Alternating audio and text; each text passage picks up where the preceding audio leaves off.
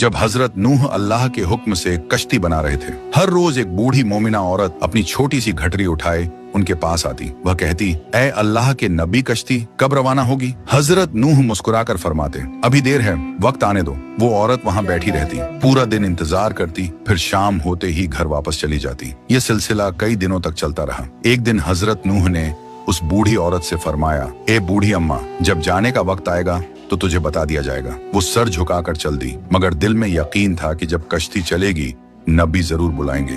वक्त गुजरता गया, फिर अल्लाह का अजाब आ गया। जमीन पर तूफान बर्पा हो गया, पानी हर तरफ फैल गया और हजरत नूह की कश्ती रवाना हो गई। लेकिन हजरत नूह उस औरत को बुलाना भूल गए। जाहिरी तौर पर ऐसा ही हुआ। तूफान थम गया, समंदर की लहरें रुक गईं। कुछ वक्त बाद हजरत नूह के दिल में ख्याल आया कि चलो उस शहर को देखा जाए जहां से सब कुछ शुरू हुआ था। वो कश्ती से उतरे और शहर की तरफ चल दिए। जब शहर पहुंचे तो देखा हर तरफ वीरानी और तबाही है, मगर एक कोने में एक झोपड़ी से रोशनी आ रही थी, एक दिया जल रहा था। हजरत नूह हैरान हुए, इतना बड़ा तूफान आया, सब कुछ डूब गया, लेकिन ये दिया कैसे जल रहा है? उन्होंने जोर से अल्लाहू अकबर कहा। झोपड़ी का पर्दा उठा, वही बूढ़ी औरत घटरी उठाए बाहर आई और मासूमियत से बोली, या नबी अल्लाह, क्या कश्ती अब तैयार है? चलें। हजरत नूह की आंखें हैरत से फैल गईं।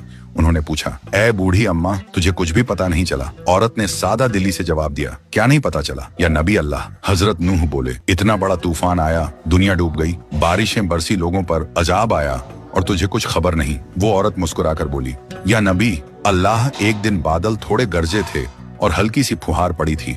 बस हजरत नूह ने आसमान की तरफ देखकर फरमाया, ए मेरे रब, यह क्या मौजा है? तब अल्लाह ताला ने उन पर वही नाजिल फरमाई, ए मेरे प्यारे नबी, इस औरत के दिल में तुम्हारी मोहब्बत थी और तुमने इससे वादा किया था कि जब कश्ती रवाना होगी तुम इसे ले चलोगे। तुम अपना वादा भूल गए, लेकिन मैं रब्बुल आलमीन तुम्हारे वादे का भी जिम्मेदार हूँ। मैंने अपने अजाब को इस तक पहुँचने ही नहीं दिया। इसे एहसास तक नहीं हुआ कि कैसा अजाब आया और कब चला गया। ये वक़िया इमाम सज्जाद से रिवायत के तौर पर मशहूर है, मगर कुरान या सही हदीस की किताबों में साबित नहीं। ये सिर्फ इबरत और मोहब्बत का सबक देने के लिए सूफियाना